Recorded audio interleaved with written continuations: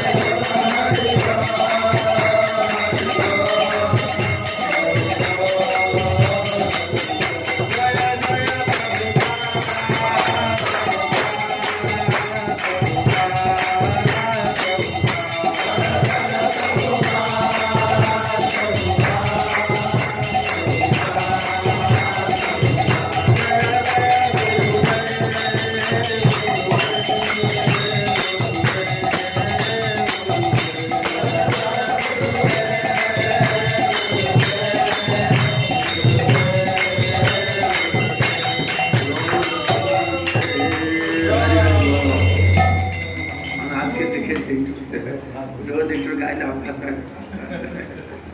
हरे कृष्ण निज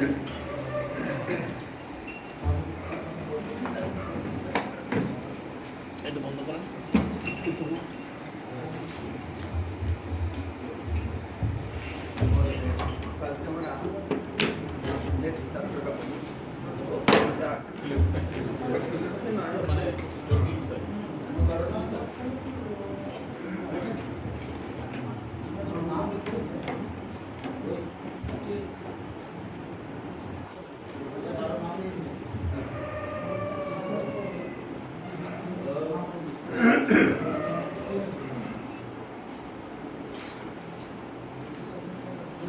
हरे कृष्ण ओम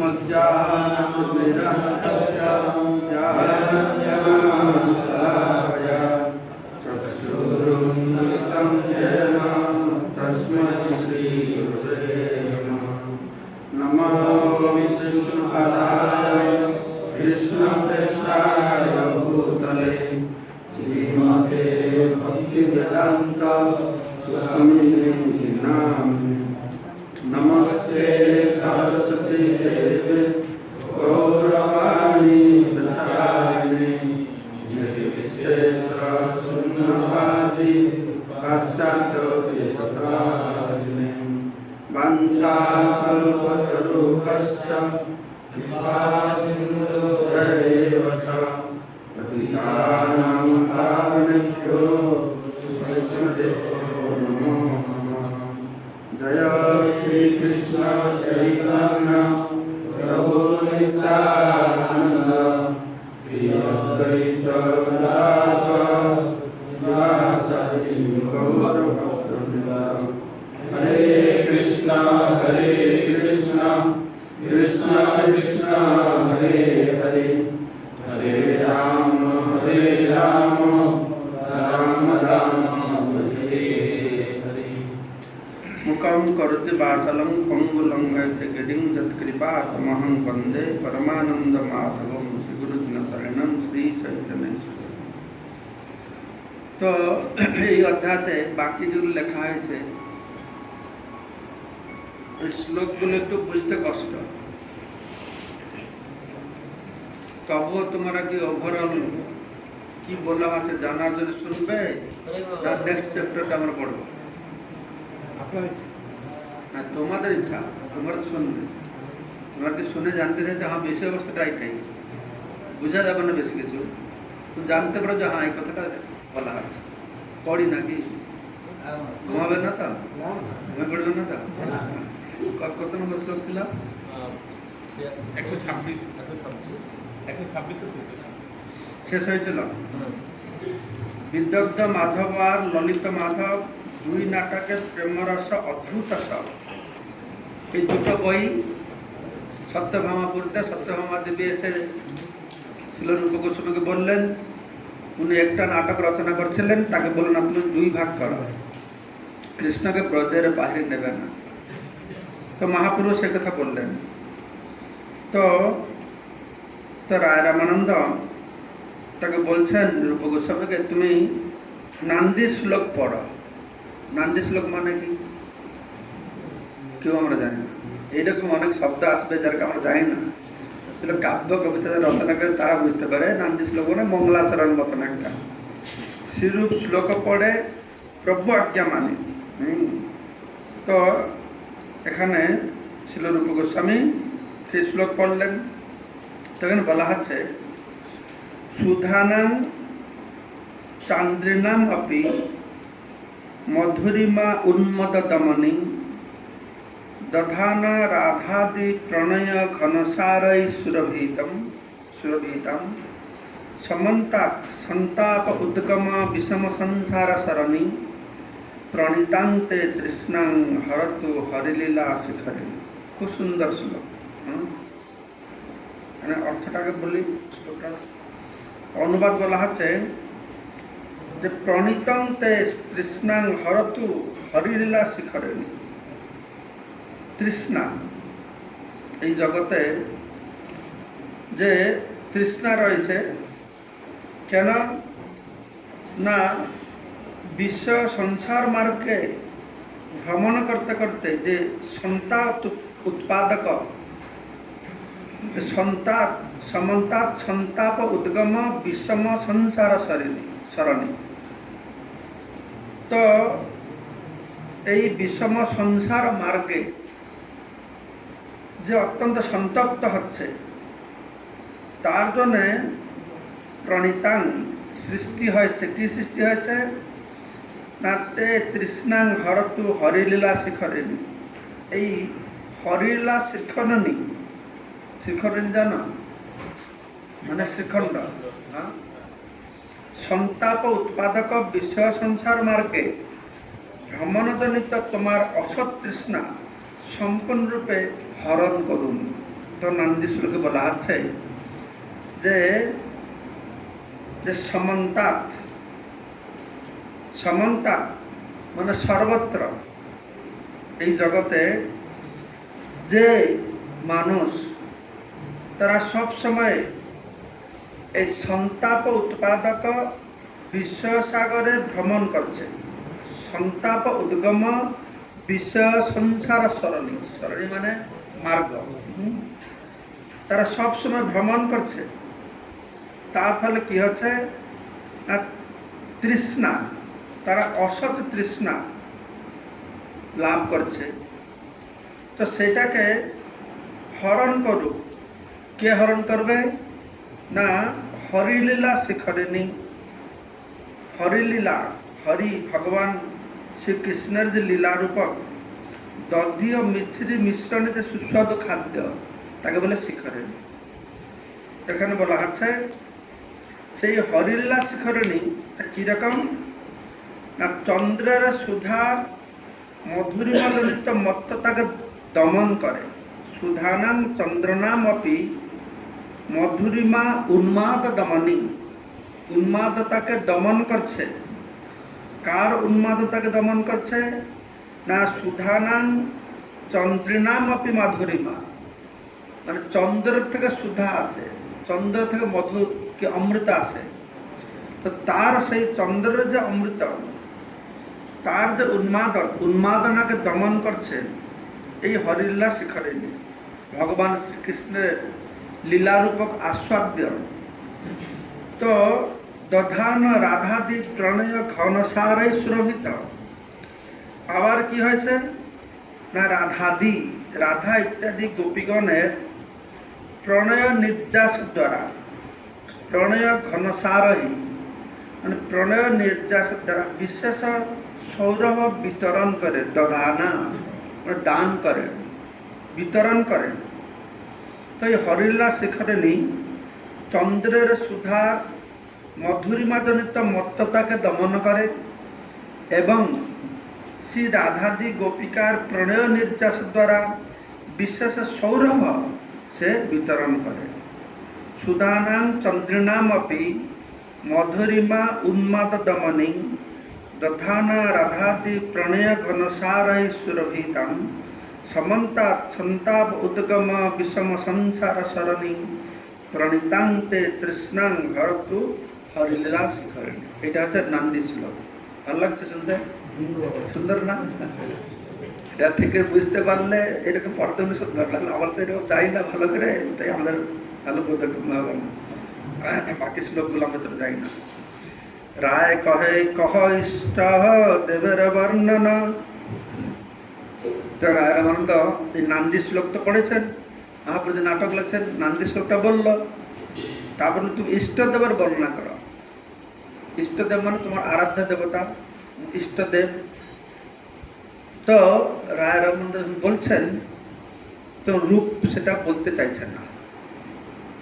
প্রভুর সংকোচ রূপ না করে পঠান। মহাপ্রভু সামনে আছেন, তো তার সামনে কি করে বলবে, সে বলতে চাইছে না। তো প্রভু কহে কহ কেন কর সংকোচ লাজে। তো বলো সংকোচ করছো, লাজ কেন, লজ্জা করছো কেন? গ্রন্থের ফল শুনাই বা বৈষ্ণব সমাজে। তখন চৈতন্য মহাপ্রভু রূপ গোস্বামী বললেন, তুমি কেন এইভাবে লজ্জায় সংকুচিত হচ্ছ? তোমার রচনা নিঃসংকোচে বৈষ্ণবদের শোনা। তো রূপ গোস্বামী তো কি লিখবে তো বলবে তো মহাপুরুষ জানেনি। তো রায় রমন জিজ্ঞাসা ইষ্টদেবের বর্ণনা করো, তো রূপ গোস্বামী জানে কি বলবে, তাই তিনি সংকোচিত অনুভব করছেন মহাপুরুষ সামনে কি করে বলবে। মহাপুরুষ তো জানে না কি লিখছে, বলতে যাচ্ছে মা বলো বলো। তবে রূপ গোস্বামী যদি শ্লোক পড়িল, রূপ গোস্বামী সে শ্লোকটা পড়েছেন, সেই শ্লোকটায় তিনি কি লিখছেন যে অনর্পিত চরিঞ্চিরাত করুণয়া অবতীর্ণ কলৌ সমর্পয়িতুম উন্নত উজ্জ্বল রসাং সৌভক্তি শ্রিয়ম হরি প্রটসুন্দর দ্যুতি কদম্ব সন্দীপিত সদা হৃদয় কন্দরে স্ফুরতিব সচিনন্দন। তো এই শ্লোকটা শুনেছেন, এই শ্লোকের মাধ্যমে তিনি সচিনন্দনের মহিমা গান করে বলছেন যে সেই সচিনন্দন হরি সদা হৃদয় কন্দরে স্ফুরতুব, মানে তোমাদের প্রতিটি জীবের হৃদয়ে তিনি স্ফুরিত হন। সদা হৃদয় কন্দরে, কন্দর মানে গুফা, হৃদয় রূপা গুফার মধ্যে সেই সচিনন্দন স্ফুরিত হন। কোন সচিনন্দন না অনর্পিত চরিঞ্চিরাত করুণয়া অবতীর্ণ কলৌ, তিনি এই কলিযুগে অত্যন্ত করুণাবশত অবতীর্ণ হয়। যে অনর্পিত চরিঞ্চিরাত, যে পূর্বে বহুকাল পর্যন্ত দেওয়া হয়নি, সেটি সমর্পয়িতুম সম্যক রূপে অর্পণ করবার জন্য এসেছেন। সেটি কি না উন্নত উজ্জ্বল রস সুভক্তি শ্রিয়, অত্যন্ত উন্নত অত্যন্ত উজ্জ্বল রসময় স্বভক্তি শ্রী মানে সম্পদ, সম্পদকে দেওয়ার জন্য এসেছেন। তো সেই হরি প্রটসুন্দর দ্যুতি কদম্ব সন্দীপিত বলা হচ্ছে, সেই হরি যিনি স্বর্ণ থেকেও সুন্দর দ্যুতি সমূহের দ্বারা সমুদ্ভাসিত, সেই সচিনন্দন হরি। তো এখানে পরে বর্ণনা করা হয়েছে, যখন প্রথম স্কন্ধে আদিলীলায় প্রথম অধ্যায় বর্ণনা করা হয়েছে, এই শ্লোকটা বলা হয়েছে যে হরি, হরি মানে ভগবান, যে সবকিছু হরণ করেন, জীবের দুঃখ হরণ করেন, মনকে হরণ করেন, তিনি হচ্ছেন হরি। এখানে বলছে হরি প্রটসুন্দর, সে গৌর হরি, যিনি স্বর্ণ থেকেও সুন্দর দ্যুতি হরি প্রটসুন্দর দ্যুতি কদম্ব সন্দীপিত, স্বর্ণ থেকেও সুন্দর দ্যুতি দ্বারা সমুদ্ভাসিত সে গৌর হরি জীবের হৃদয়ে প্রকাশিত হয়। তো তার পয়ানুবাদে कोई 2-3-4 নম্বর অধ্যায়তে বাস যে প্রথম মঙ্গলাচরণ করেছেন চৈতন্য চরিতামৃতে, প্রথম শ্লোক 16টা শ্লোক আছে, তার মধ্যে একটা শ্লোক, আর সেই শ্লোকের বাংলা পয়ানুবাদ করা হয়েছে। তো সেখানে কৃষ্ণদাস কবিরাজ গোস্বামী বর্ণনা করে বলছেন যে এই হরি হৃদয় কন্দরে আবির্ভূত। হরি মানে সিংহ, সিংহ যেরকম গিয়ে হাতিকে গুফার মধ্যে প্রবেশ করে, হাতিকে বিনাশ করে, ঠিক সেই রকম এই গৌরহরি আমাদের হৃদয় রূপ গুফার মধ্যে প্রবেশ করে। কলমশ দৃঢ় কলমশ না আসে, দৃঢ় মানে এই হাতি, এই গৌরহরি এই সিংহ কি করবে, আমাদের হৃদয়ের কলমস্বরূপক যে হাতিটাকে যেন নষ্ট করে, ধ্বংস করে। তো সুন্দর বর্ণনা করেছেন। তবে রূপ গোস্বামী যদি শ্লোক পড়িল, তো রূপ গোস্বামী যখন শ্লোক পড়ছেন, তো মহাপ্রভু কি বলছেন, শুনি প্রভু কহে এই অতিস্তুতি হইল, তুমি অতিস্তুতি করা শুরু করে দিয়েছ, তুমি বেশি বেশি বলা শুরু করে দিয়েছ। তবে শুনি প্রভু কহে এই অতিস্তুতি হইল, তো প্রভু বলছেন, মহাপ্রভু বলছেন অতিস্তুতি করছ, কিন্তু ভক্তদের আনন্দ। সব ভক্তগণ কহে শ্লোক শুনিয়া আহ কৃতার্থ করিলা সবার শ্লোক শুনিয়া, সবাই কৃতার্থ হয়ে গেছে। এই শ্লোকটি শুনে সমস্ত ভক্তরা বলতে লাগলেন, সব ভক্তগণ কহে শ্লোক শুনিয়া। এই শ্লোক শুনে ভক্তরা বলছে, এই শ্লোক শুনিয়ে তুমি আমাদের সকলকে কৃতার্থ করলে, কৃতার্থ করিলা সবার, সবাই শ্লোক শুনাইয়া। এই শ্লোক শুনে তো সবাইকে কৃতার্থ করেছে। তো এটা হচ্ছে তার ইষ্ট। মঙ্গলাচরণ যখন গাওয়া হয় একটা স্ট্যান্ডার্ড রয়েছে, বস্তু নির্দেশ, ইষ্ট এরকম রয়েছে। তো নান্দি শ্লোক হয়ে গেল, ইষ্টদেব বর্ণনা হয়ে গেল। রায় কহে কোন আমুখে পাত্র সন্নিধান, রূপ কহে কাল সাম্যে প্রবর্তক নাম। সব বুঝতে পারলো? কি আমুখে, কি পাত্র সন্নিধানে, কি কাল সাম্যে, কি প্রবর্তক, এগুলো বুঝতে হবে। তো এখানে বলা আছে, প্রভুপাদ শ্লোকের অনুবাদে বলছেন কোন আমুখে। কোন আমুখে মানে কোন প্রস্তাবনায়, ইষ্ট বন্দনা পরে তারপরে প্রস্তাবনাটা কি, নাটক গেলে তার প্রস্তাবনাটা কি। আমিও যা বুঝছি সেরকম বলছি, স্পেকুলেট করে, ঠিক হতে পারে না হতে পারে, তো তাদের শব্দার্থ শুনে। কোন আমুখে মানে কোন প্রস্তাবনায়, পাত্র সন্নিধানে, মানে পাত্র মানে নাটকে যারা রোল করবে, অভিনেতা পাত্রদের সন্নিধান মানে রঙ্গস্থলে উপস্থিতি। রঙ্গস্থল মানে কি, রঙ্গমঞ্চ। অভিনেতা পাত্রদের সন্নিধান মানে পাত্র সন্নিধান। কোন আমুখে পাত্র সন্নিধান।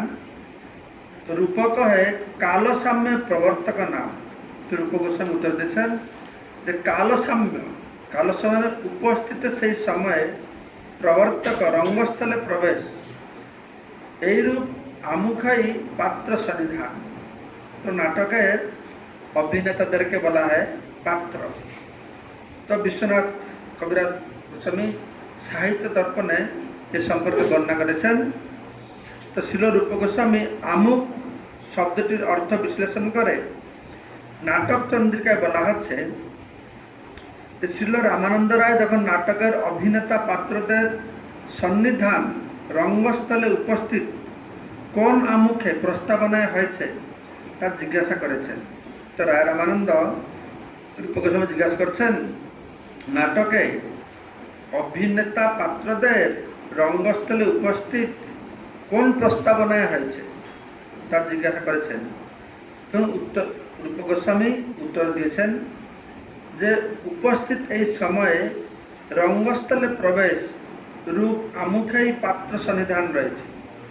এই সম্পর্কে দৃষ্টান্ত স্বরূপ মধ্যলীলার প্রথম পরিচ্ছেদের সপ্তদশ শ্লোক আলোচনা করা যেতে পারে। তো মধ্যলীলা এখানে নেই, হয়তো হয় কালকে এটা দেখবো কি লেখা হচ্ছে সেখানে, তারা আর একটু বুঝতে পারবো। ছিল ভক্তিসিদ্ধান্ত ঠাকুর প্রভুপাদ বলছেন যে আমুখ বা প্রস্তাবনা 5 প্রকারের রয়েছে: উদ্ঘাতক, কথোৎঘাত, প্রয়োগাতিশয়, প্রবর্তক এবং অবলগতি। এই 5 প্রকারের নাটকের আমুখ বা প্রস্তাবনা হয়। রায় রামানন্দ জিজ্ঞাসা করলেন উক্ত কয় প্রকারের মধ্যে কোন প্রকারের নাটকের প্রস্তাবনা রয়েছে। 5 প্রকার রয়েছে, তোমাদের নাটকটা কোন প্রকারের প্রস্তাবনা। তার উত্তরে শিল রূপ গোস্বামী বললেন উক্ত কয় প্রকারের মধ্যে প্রবর্তক যে প্রকার সেটা গৃহীত হয়েছে। তো আগের যে নাটক ছিল, যে সঙ্গীত ছিল, যে নৃত্য ছিল, এগুলো এই জগতের নয়। এই সঙ্গীত, নৃত্য, নাটক স্বর্গীয় কলা, এগুলি কলা। তার ভঙ্গি আছে, তার ভাব আছে, তার মুদ্রা আছে। এই যে ওড়িশি ডান্স আছে, ভারতনাট্যম আছে, এগুলো প্রাচীন যুগ থেকে রয়ে গেছে, এগুলো স্বর্গ থেকে এসেছে এই কলাগুলি। এই বর্তমান ডান্স হাত পা ছেটে নাচে, লাফায়, এটা কি ডান্স? কিছু নাই। তো এগুলো সব গুরু কাছ থেকে শিখতে হয়, এগুলো কলা শিখতে হয়, সঙ্গীত শিখতে হয়। সাধনা করে মানুষ শিখে না। গান বাজনাটা সাধনা, গিটার শিখবে, হারমোনিয়াম শিখবে, এগুলো স্বর্গীয় কলা। এগুলি এইরকম না আজকাল পিয়ানো ধরে বসে যাও, টুং টুং টুং টুং করা হয়ে গেল। কি শিখবে? কি সাধনা দরকার? তো সুইচ টিপলে তো সব হয়ে যায়, তাই না? তো মানুষের কোনো সাধনা নেই। আগে আমি দেখছি আমার গ্রামে, আমাদের উড়িষ্যার প্রত্যেক গ্রামে গ্রামে সংকীর্তন দল থাকতো। তারা সব মৃদঙ্গ শিখাবে। সব গ্রামের ইয়ং ছেলেরা সব মৃদঙ্গ শিখবে, করতাল শিখবে, পদাবলী শিখবে, গান গানা শিখবে। আর বাচ্চা বাচ্চা মেয়েরা সব ডান্স শিখবে। সে গুরুরা যে আসবে, যে বাচ্চা মেয়ে ড্যান্স যদি পা ঠিক না ফেলতে পারে তাকে লাঠি দিয়ে পিটাবে। আর এখন যদি লাঠি দিয়ে পিটাবে তাহলে তো তার চাইল্ড অ্যাবিউজ কেস হয়ে যাবে। কিন্তু আবার মেয়েরা কি বলতো, মেয়েরা বলতো ওই পিটানি না খেলে আমার পা ঠিক পড়বে না। তারা তারা আগ্রহে গ্রহণ করতো। ওদের আন্ডারস্ট্যান্ডিং কি, পায়ে গুরুদেব যদি লাঠি দিয়ে মারবে তাহলে আমার পাটা সোজা পড়বে। তখন একটা কালচার আলাদা ছিল। এখন তো শিক্ষক বাচ্চার হাতে গায়ে হাত দিতে পারবে না। তারা সাধনা করতো, সুর সাধনা করতো, সে জলের মধ্যে বসে কত প্রকার ছিল। হ্যাঁ, কত একটা তপস্যা করে সাধনা করতো। যে আর্টিস্টরা আর্ট করতো, আগে ব্যানার লিখতো, এখন ব্যানার লেখা কোন দরকার আছে? হ্যাঁ, তোমাদের সব ফ্লেক্সি হয়ে গেছে, বাস ফটাফট সব হয়ে যাবে। তার মানে কি আছে, মানুষের মধ্যে আর কোনো কলা নেই, সে জ্ঞান নেই, সবগুলো মেশিন ভিতরে ঢুকে গেছে, সেসব নেই। সেই জন্য এইসব জিনিসগুলো আমাদের উদ্ভট বলে মনে হবে। কিন্তু এর ভিতরে যে স্বাদ রয়েছে, সেই স্বাদটা এই ভৌতিক জগতে থাকলেও মর্তলোক স্বর্গীয় সুখ মানুষকে দিতে পারে। তাল, মান, সুর, হ্যাঁ, স্বর্গীয় সুখ রয়েছে, আনন্দ রয়েছে। কোন সুরে করুণ সুর রয়েছে, সেটা বাজলে এটা করুণের ভাব জাগে, ভাষা না এরকম এখনো আছে, যারা সিনেমা টেনেমাতে বাজায়, করুণের সুর আছে, আনন্দের সুর আছে, বিরহের সুর আছে। হ্যাঁ, এগুলো মনে করা নয় যে সুর তৈরি করে না, এগুলো আগে থেকে সেটিং করা আছে। এটা মানুষকে সেরকম একটা ভাব উদ্দীপক, একটা ভাবের উদ্দীপনা দেবে, সেরকম ছিল। নাটক দেখলে মনে হবে, নাটকটা যে কোনো লিখতে পারবে না, তার এই সবগুলো সামঞ্জস্য রক্ষা করে লিখতে হবে। ললিত মাধব নাটক সেরকম লেখা হয়েছে, খুব উন্নত। কিন্তু এখন সেই নাটক যদি আমরা পড়ি, তার আগে পিছু কিছুই বুঝতে পারবে না, কিছু বোঝা যাবে না। আমি ললিত মাধব স্টোরিটা লিখেছি রাধারানী পার্ট 2-তে, 10-20 বার পড়েছি। তারপর আরো অন্য বইতে কি স্টোরি বলতে চাইছে, ধৈর্য থাকে না বোঝার জন্য, এরকম লেখা। তারপর বুঝে সরল করে স্টোরিটা অনেকদিন পর আমি বুঝতে পারলাম। এবার আমি তিরুপতিতে ছিলাম, ব্রহ্ম উৎসব হচ্ছিল তিরুপতিতে, আমি পাহাড়ের উপরে ছিলাম, ঘর ভাড়া করে, সে মন্দির থেকে ব্যবস্থা করে দিয়েছিলাম। 1 সপ্তাহ ছিলাম সেখানে, বসে বসে ললিত মাধবটা পড়ে একটা স্টোরি একটু লিখেছে, খুব সুন্দর, আরে দারুণ, বুঝতে পারলে খুব ভালো লাগে। তারপরে কি লিখেছে বলো, তুমি বলো।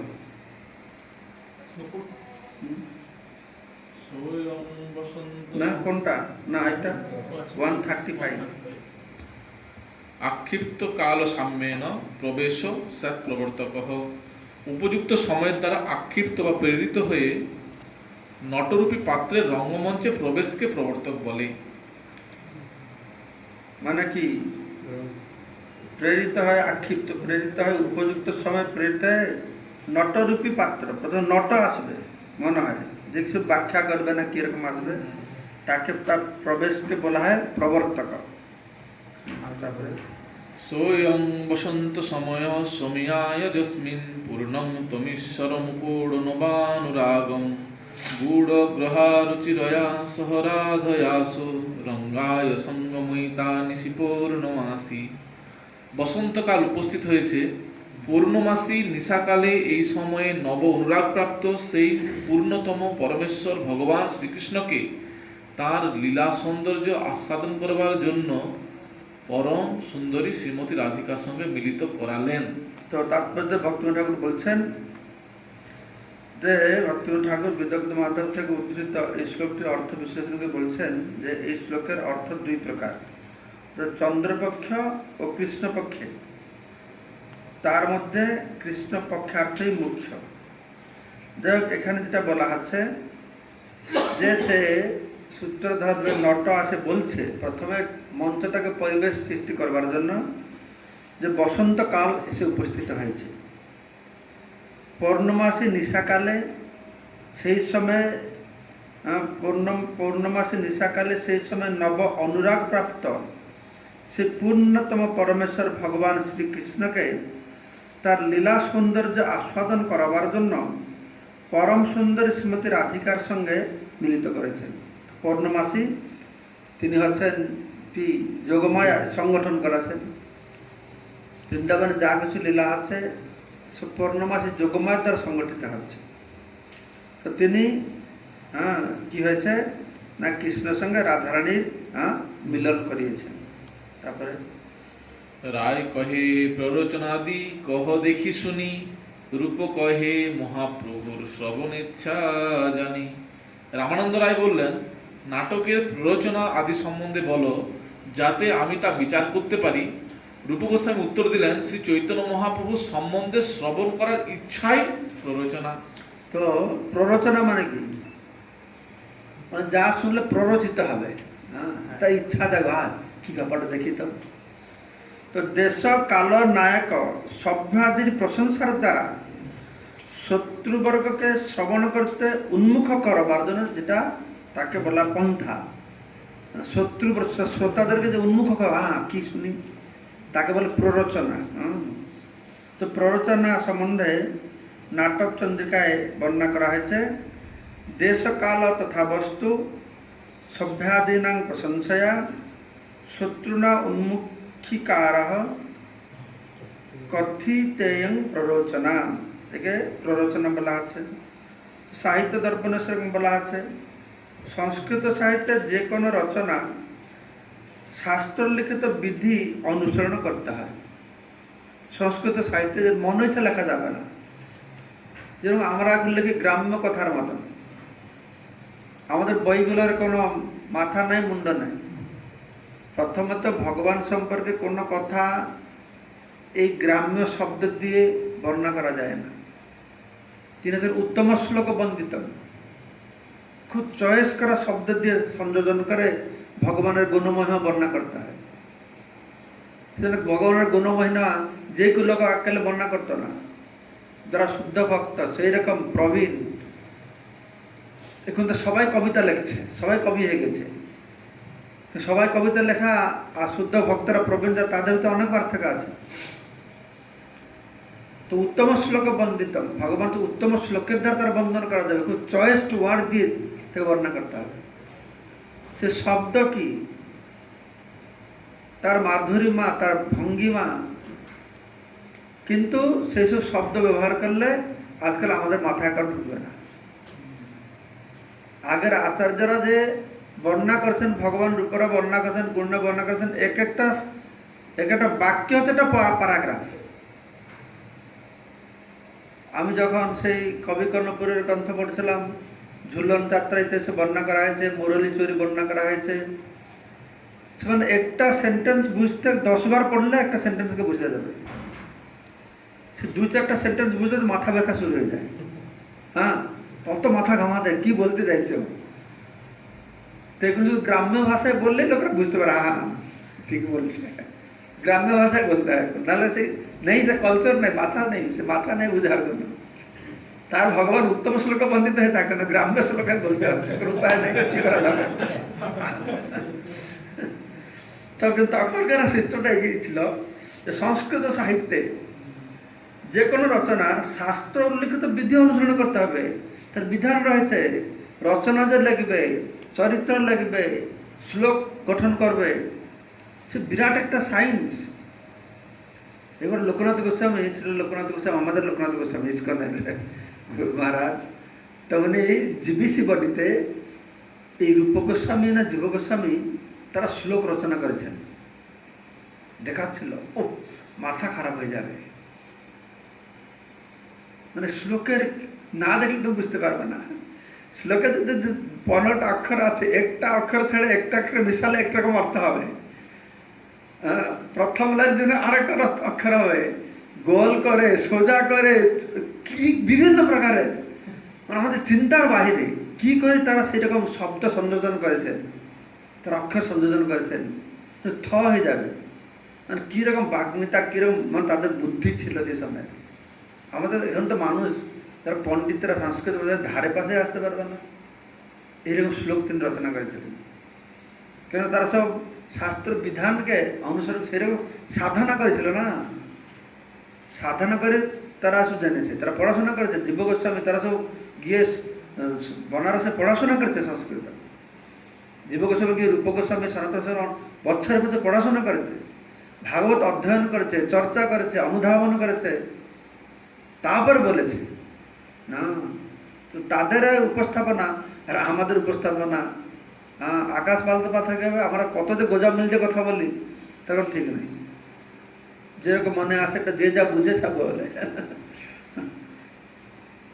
কিন্তু আচার্যরা যেটা বলেছে, এবারে আচার্যের একই শ্লোক বিভিন্ন আচার্য বিভিন্ন রকম কথা বলছে।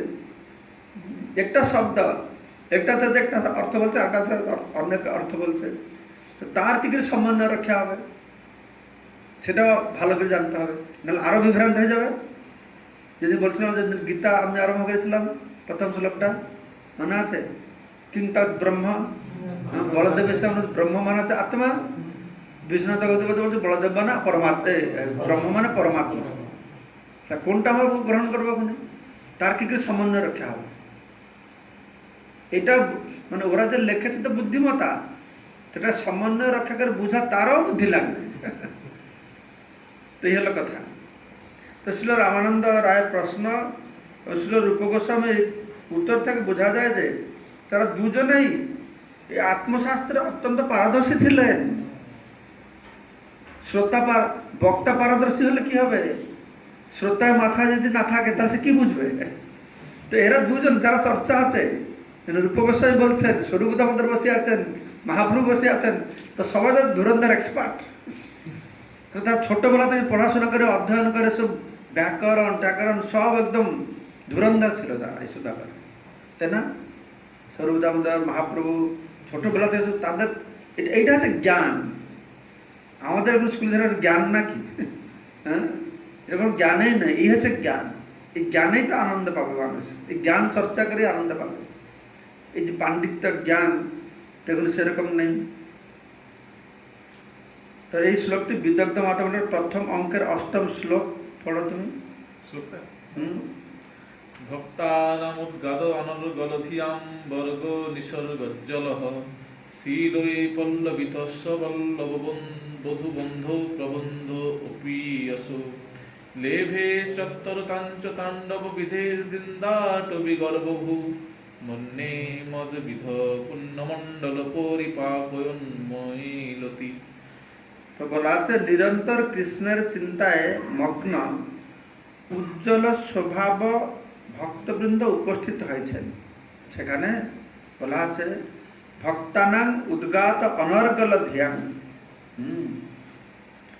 নিসর্গ উজ্জ্বল, উজ্জ্বল স্বভাব সম্পন্ন ভক্তরা সেখানে সমবেত হয়েছেন। গোপবধূদের প্রাণনাথ শ্রীকৃষ্ণ বিষয়ক এই প্রবন্ধ নানা গুণে পল্লবিত।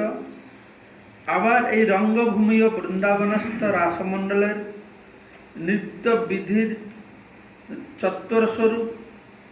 অতএব আমি মনে করি আমাদের মতো জনগণের সুকৃতি মণ্ডলের এই পরিপক্ক অবস্থা উন্মিলিত হয়েছে। তারপরে শ্লোক বলো। অভিব্যক্ত মধ্য প্রকৃতি লঘুরূপাদপি বুধা বিধাত্রী সিদ্ধার্থন হরিগুণময়ী বকৃতিরেয়ম কুলিন্দেনাপ্যগ্নি কিং সমিদোন্মথ্য জনিত হিরণ্য শ্রেণীনাম অপহরতি নন্ত কুলুশতম। হে বিচক্ষণ ভক্তবৃন্দ, আমি স্বভাবতই অতি দীন, তবুও আমার থেকে এই বিদগ্ধ মাধব নাটক প্রকাশিত হয়েছে। রূপ গোস্বামী বিদগ্ধ মাধব নাটকের প্রথম পরিচ্ছেদের ষষ্ঠ শ্লোকে বর্ণনা করছেন যে হে বিচক্ষণ ভক্তবৃন্দ। তার আগের দিনে বর্ণনা করছেন বা আগের শ্লোকে এখানে বলা হয়েছে যে আমাদের মতো জনগণের সুকৃতি মণ্ডলের এই পরিপক্ক অবস্থা উন্মিলিত হয়েছে। তো এখানে তার দৈন্যভাব দেখে বলছেন হে বিচক্ষণ ভক্তবৃন্দ, আমি স্বভাবতই অতি দীন, তবুও আমার থেকে এই বিদগ্ধ মাধব নাটক প্রকাশিত হয়েছে। এই নাটকটিতে পরমেশ্বর ভগবান শ্রীহরির গুণাবলী বর্ণনা করা হয়েছে। তাই এই রচনাটি কি আমাদের জীবনের পরম উদ্দেশ্য সাধন করবে না? অতি নিচু জাতির মানুষ দ্বারা সমিধকর্ষণের ফলে অগ্নি কি সুবর্ণ শ্রেণীর অন্তকলুষতা হরণ করে না? যদিও আমি অত্যন্ত নীচ, এই রচনাটি সুবর্ণ সজ্জিত আপনাদের মতো ভক্তদের নির্মল করুক। তা আমি নিচ হলেও এই সুন্দর সুবর্ণ সজ্জিত আপনারা যে সুন্দর ভক্ত, তা আপনাদেরকে এই নির্মল করবে, আপনারা উপভোগ করবেন। আমার মতন একজন নিচল লোক, তার কাছ থেকে এটা প্রকাশিত হয়েছে। তারপরে বলুন, তাই কহ দেখি প্রেমোৎপত্তি কারণ পূর্ব রাগ বিকার চেষ্টা কাম লিখন। রামানন্দ রায় তারপর রূপ গোস্বামীকে বললেন, প্রেমোৎপত্তি কারণ পূর্ব রাগ বিকার চেষ্টা ও কাম লিখন সম্বন্ধে বলো দেখি। ক্রমে শিরূপ গোসাই সকলই কহিল, শুনি প্রভুর ভক্তগণের চমৎকার হইল। শ্রী রূপ গোস্বামী ক্রমে ক্রমে রামানন্দ রায়কে তার প্রশ্ন অনুসারে সব কিছু বললেন। তার সেই বিশ্লেষণ শুনে শ্রী চৈতন্য মহাপ্রভু সমস্ত ভক্তরা চমৎকৃত হলেন। তো এখানে যে বলা হবে রাধাকৃষ্ণের প্রেমের বিষয়ে, প্রেমের উৎপত্তি কারণ, পূর্ব রাগ, দর্শনের পূর্বে কিভাবে রাধারানী কৃষ্ণ পরস্পর সম্পর্কে জেনেছেন ইত্যাদি এগুলি শ্রবণ করলে মনে হবে এটা সাধারণ ছেলে মেয়ের সম্পর্কের মতন, কিন্তু এটা সাধারণ ছেলে মেয়ের সম্পর্কের মতন নয়। সম্পর্কের মধ্যে একে বলা যায় কাম। আমার কাম বলি কেন? কখন কখন রাধা কৃষ্ণের শুদ্ধ প্রেমকে কাম শব্দ বলে বর্ণনা করা হয়েছে, কেন কামটা আমরা বুঝতে পারি, যেন কাম শব্দ ব্যবহার করা হয়েছে। তবে একই জিনিস ভগবান সঙ্গে সম্পৃক্ত এটা প্রেম হবে, সেই জিনিস ভগবানকে বাদ দিয়ে করলে এটা কাম হবে। এটা সরল কথা বুঝতে হবে। ভগবানের সঙ্গে গোপীদের এই যে অনাবিল প্রেমময় সম্পর্ক, ঘনিষ্ঠ সম্পর্ক, এটা মানুষকে বিভিন্ন প্রকার বিভ্রান্ত করে। কিন্তু যারা এই ভগবানকে তার রস সম্পর্কে জানে, শ্রুতিতে ভগবানকে রসবৈ সহ বলা হয়েছে, সর্বরস নিলয়কে বলা হয়েছে, সমস্ত রসের নিলয় শ্রুতি। এটা তো কর্মী জ্ঞানী যোগীদের কথা নয়, কর্মী জ্ঞানী যোগীরা বুঝবে না, সমস্ত ভক্তরা বুঝে না। মহাপ্রভু এই রূপ গোস্বামীর মাধ্যমে তিনি রসাচার্য, এই শ্রুতির এই ভিত্তিতে রসবৈ সহ। তো ভগবান রস দিয়ে তৈরি, রসবৈ সহ। আর জীব কখন আনন্দ পাবে? যখন সে রসকে লাভ করবে, তাহলে জীবের আনন্দ হবে। রসম হি এবা অয়ম লব্ধ্বা আনন্দী ভবতি। অয়ম মানে এই জীবাত্মা, আনন্দী লভতি, সে আনন্দ পাবে কখন? রসম এবা লব্ধ্বা, অয়ম লব্ধ্বা। এই জীবাত্মা যখন এই রসকে লাভ করবে, রস মানে কি? কৃষ্ণকে লাভ করবে। কৃষ্ণ রস দিয়ে তৈরি হয়েছে, তো সেই রস হচ্ছে আদি রস। সেই রস সঙ্গে জীবের আসল সম্পর্ক, সেই মাধুরিমা মাধুর্য হচ্ছে জীবের আসল চাহিদা। কিন্তু যেহেতু সেটা আমরা পাই না, কেন পাই না? না আমাদের মধ্যে কিসের অভাব আছে বলে আমরা এই ভগবানের রসকে আস্বাদন করতে পারি না। কিসের অভাব আছে বা কি থাকলে আমরা ভগবানের সেই রসকে আস্বাদন করতে পারতাম? বুদ্ধি খাটিয়ে বলো, কি পেলে আমরা ভগবানের মাধুর্যকে আস্বাদন করতে পারব? কার অভাব আছে বলে আমরা সেই মাধুর্যকে আস্বাদন করতে পারি না? স্পেকুলেশন করে বলো। প্রেমের অভাব। কেন? জীবের মধ্যে প্রেমের উদয় হলে ভগবানের সেই মাধুর্যকে সে আস্বাদন করতে পারবে, সে রসকে সে কি করে রিলেট করতে পারবে। দেখুন আমাদের কি আছে? কি আছে? কাম আছে। এই প্রেমের একটা বিকৃত প্রতিফলন আছে কাম, বুঝতে পারছো? এই কাম জনে সেদিন আমরা সেই রসকে আস্বাদন করতে পারি না। আমার আদি রসটা হলে কুরসকে আস্বাদন করি, কুরস। এই জগতে যার আমার আস্বাদন করে কুরস, চোখ যেটা দেখে আকৃষ্ট হয়, সিনেমার গান শুনে আকৃষ্ট হয়, যা তা খাওয়ার জন্য আকৃষ্ট হয়, এগুলো কুরস। কিন্তু আসছে কোথা থাকে না? ভগবান থাকে। কিন্তু ভগবান সঙ্গে যুক্ত হলে সুরস, ভগবানের সঙ্গে বিচ্যুত বলে কুরস। এটা হচ্ছে একটা বিকৃত প্রতিফলন। ভগবানের সঙ্গে জীবের যে অনাবিল প্রেমময় সম্পর্ক, এই ভৌতিক জগতের বিকৃত প্রতিফলন। সেজন্য জীবের স্বরূপটা হচ্ছে আনন্দ, সচ্চিত আনন্দ। সে আনন্দ দরকার তার জীবে, তোমার আনন্দ দরকার। আত্মা আনন্দ পাবে কি করে?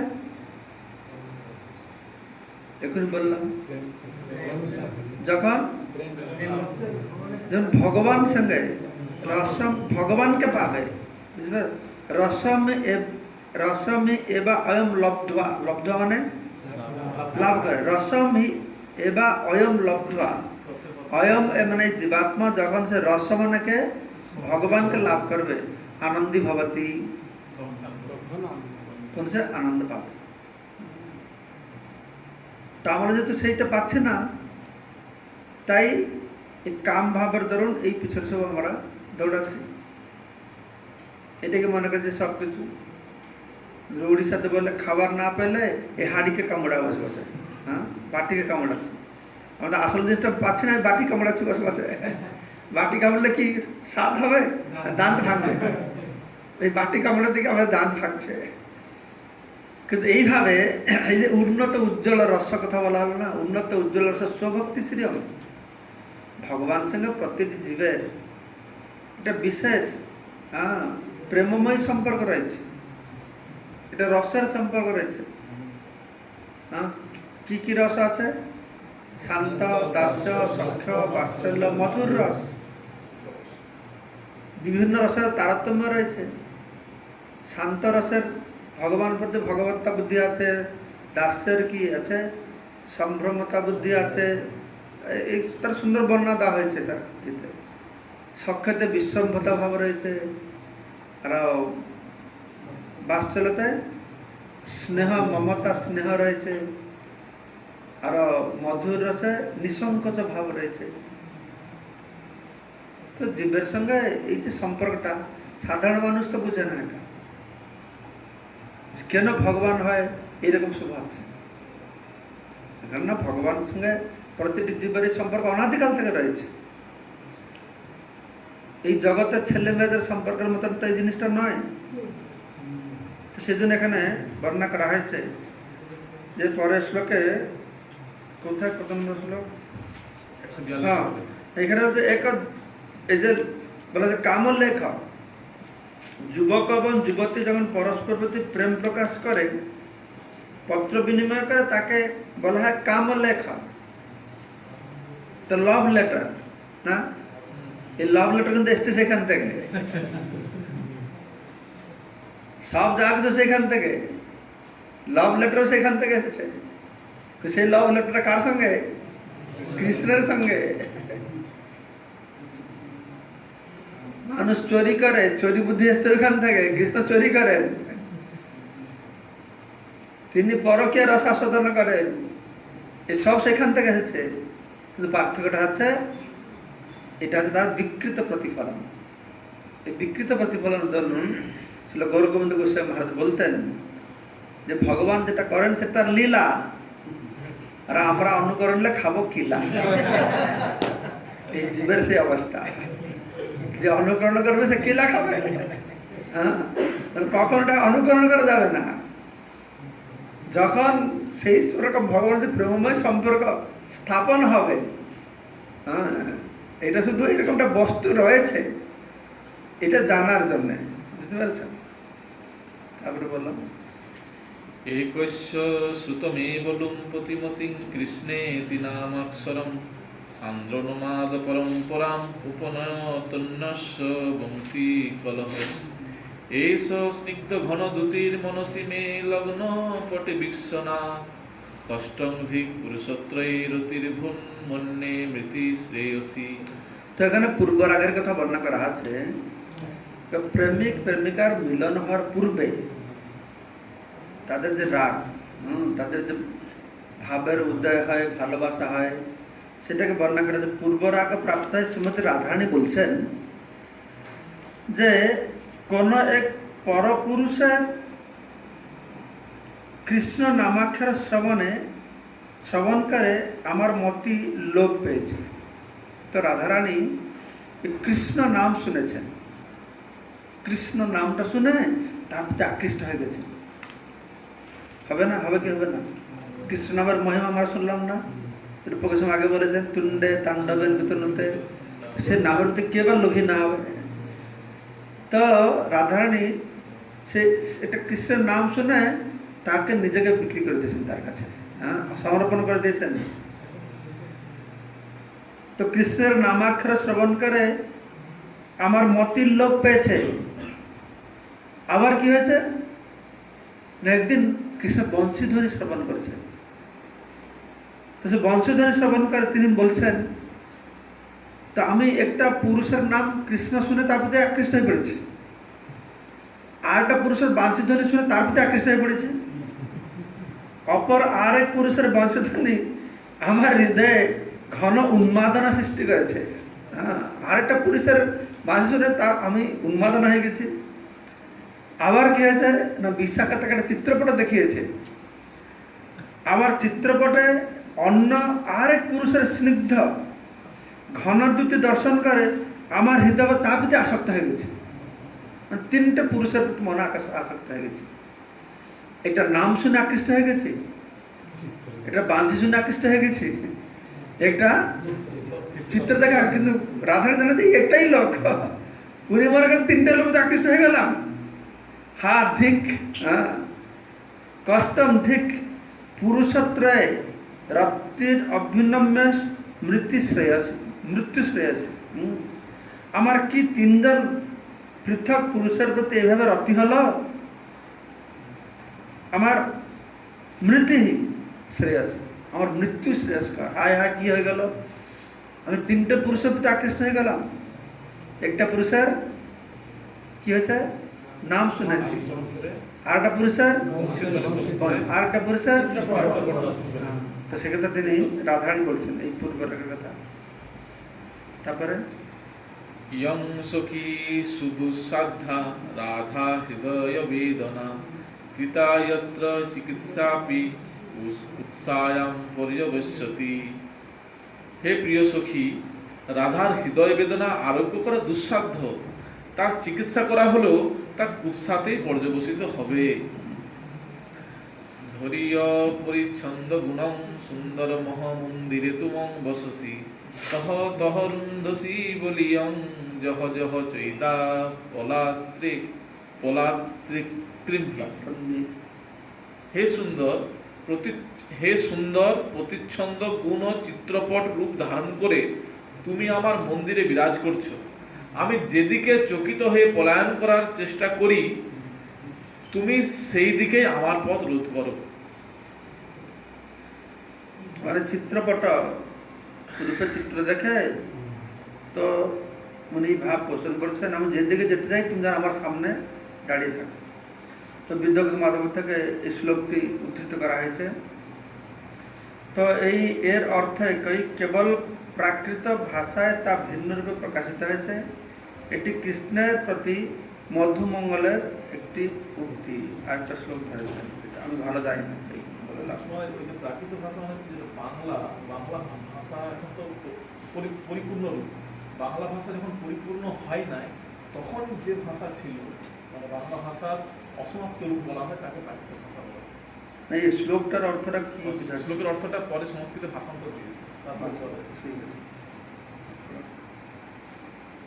অগ্রে বৃক্ষ শিখণ্ড খণ্ডম অচিরাৎ কল্পমালম্বতে গুঞ্জানাঞ্চ বিলোকনাহং মুহুরস সাম্র পরিক্রোশতি নৌজানি জনয়ন্ন পূর্বনটন ক্রীড়া চমৎকারিতাম বালায়া কিল চিত্তভূমিন অবিশৎ কোয়ং নবীন গ্রহ। সম্মুখে ময়ূরপুচ্ছ দেখে হঠাৎ এই বালিকাটি কম্পিত হয়, গুঞ্ছামালা দর্শন করে অশ্রুপূর্ণ নয়নে রোদন করে কোন নবীন গ্রহের চিত্ত ভূমিতে প্রবেশ করে অপূর্ব নটন ক্রীড়ার চমৎকারিতা উৎপন্ন করেছে তা আমি জানি না। এটা বেদগ্ধের মধ্যে লেখা আছে পৌর্ণমাসীর প্রতি মুখরার উক্তি। মুখরাটাকে রাধারানীর দিদিমা, বাবার মা না মার মা? মায়ের মা। হ্যাঁ, তো মুখরা কথা পূর্ণমাসীকে বলছে যে কি হয়েছে এর? সম্মুখে ময়ূরপুচ্ছ দেখলে হঠাৎ এই বালিকাটি কাঁপছে, গুঞ্জামালা দর্শন করলে তার চোখে অশ্রু এসে যাচ্ছে, কোন নবীন গ্রহের চিত্তভূমিতে প্রবেশ করে অপূর্ব নটন ক্রীড়ার চমৎকারিতা উৎপন্ন করছে তা আমি বুঝতে পারছি না। তো মুখরা পৌর্ণমাসীর কথা বলছে। আকারুণ্য কৃষ্ণ যদি ময়িতবাগ কথমিদম মুধামারুতির মে কুরু পরমিমামুত্তর কৃতিম তমালস্য স্কন্ধে বিনিহিত ভুজবল্লরীরিয়ম যথা বৃন্দারণ্যে চিরমবিচলা তিষ্ঠতি তনুঃ। শ্রীমতী রাধারানী তার প্রিয় সখী বিশাখাকে বললেন, হে সখী, যখন কৃষ্ণই আমার প্রতি অকরুণ হলো তখন তোমার দোষ কি? তুমি বৃথা রোদন করো না, আমার জন্য তুমি একটি কাজ করো। কৃষ্ণ বিরহে আমার মৃত্যু হলে আমার অন্ত্যেষ্টিক্রিয়ারূপ তমালস্কন্ধে আমার এই ভুজবল্লরী বন্ধন করে আমার তনুকে চিরকাল রেখো। তো এখানে রাধারমণজি জিজ্ঞেস করছিলেন পূর্বরাগ কি, বিকার কি, চেষ্টা কি, কামলিখন কি, সেগুলো এক একটা করে বর্ণনা করলেন রূপ গোস্বামী। সেটা শ্রবণ করে রায় রামানন্দ বলছেন, রায় কহে কহ দেখি ভাবের স্বভাব, রূপ কহে এই ছয় কৃষ্ণ বিষয়ক ভাব। বলো, সুকার করে বলো। রামানন্দ রায় জিজ্ঞাসা করলেন, ভাবের স্বভাব কি প্রকার বলো দেখি। উত্তরে রূপ গোস্বামী বললেন, কৃষ্ণ বিষয়ক ভাব এই প্রকার। পরবর্তী শ্লোক। পীড়াভির্নবকাল কুটকটুতা গর্ভস্য নির্বাসন নিঃসন্দেন মুদাং সুধা মধুরিমা হংকর সংকোচনঃ প্রেমা সুন্দরী নন্দনন্দন পরো জাগরতি যস্যান্তরে জ্ঞায়ন্তে স্ফুটমস্য বক্র মধুরাস্তে নৈব বিক্রান্তয়ঃ। হে সুন্দরী, নন্দনন্দন সম্বন্ধীয় প্রেমা যার হৃদয়ে জাগরিত হয়েছে তার বক্র মধুর ভাব বিক্রম সমূহ স্পষ্টভাবে প্রকাশ পায়। সেই প্রেম দুইভাবে কার্য করে, অর্থাৎ নতুন সর্পবিষের কটুতার গর্বকে সজাত পীড়ার দ্বারা নির্বাসন করে, অর্থাৎ চরম দুঃখের উদয় করায়। আবার আনন্দের বর্ষণ দ্বারা অমৃত মাধুর্যরূপে অহংকার তা সংকোচনকারী পরমসুখ প্রদান করে। এটি বিধবা মাধব থেকে উদ্ধৃত। এটা পূর্ণমাসী বলছেন, এটা কৃষ্ণ প্রেমের একটা স্বভাব। একসঙ্গে কিভাবে সে বিষ আর অমৃত আস্বাদন করায় সেটা বর্ণনা করা হয়েছে। তারপরে রায় কহে কহ সহজ প্রেমের লক্ষণ, রূপ গোসাই কহে সাহজিক প্রেম ধর্ম।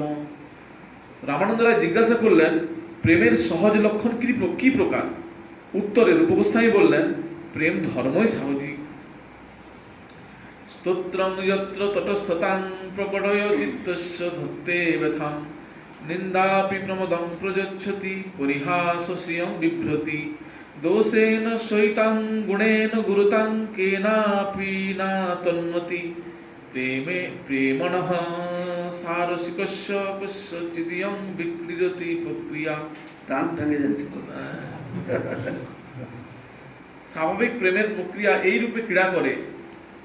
প্রিয়ের মুখে স্বীয় স্তুতি শ্রবণ করলে উদাসীনতা প্রদর্শন করে বিশেষ ব্যথা ধারণ করে। প্রিয়ের মুখে স্বীয় নিন্দা শুনলে তা পরিহাস শোভা ধারণ করে, প্রভূত আনন্দ প্রদান করে। আর প্রেমের পাত্রের কোনো দোষ দেখলে তাতে প্রেমের কোনো ক্ষয় হয় না, আবার তার কোনো গুণ দেখলে গুণের বৃদ্ধিও হয় না। প্রিয় বিধব মাধবের পূর্ণমাসী। তো এখন এইরকম আর অনেক শ্লোক আছে। 8টা বেজে গেছে, আর আমাদের আরো বেশি জীর্ণ হবে না মনে হয়। এইটুকু হোক আজকে, কালকে যদি হয় অল্প অল্প করে আবার প্রতিদিন 2-4 থেকে শ্লোক এরকম পড়বো, কোনো মতে চ্যাপ্টারটা শেষ হবে, কালকে শেষ করে তারপরে পরবর্তী চ্যাপ্টার আমরা শ্রবণ করি। জয় শ্রীল প্রভুপাদ কি। এইখানে রহিল গ্রন্থ অমৃত লহরী।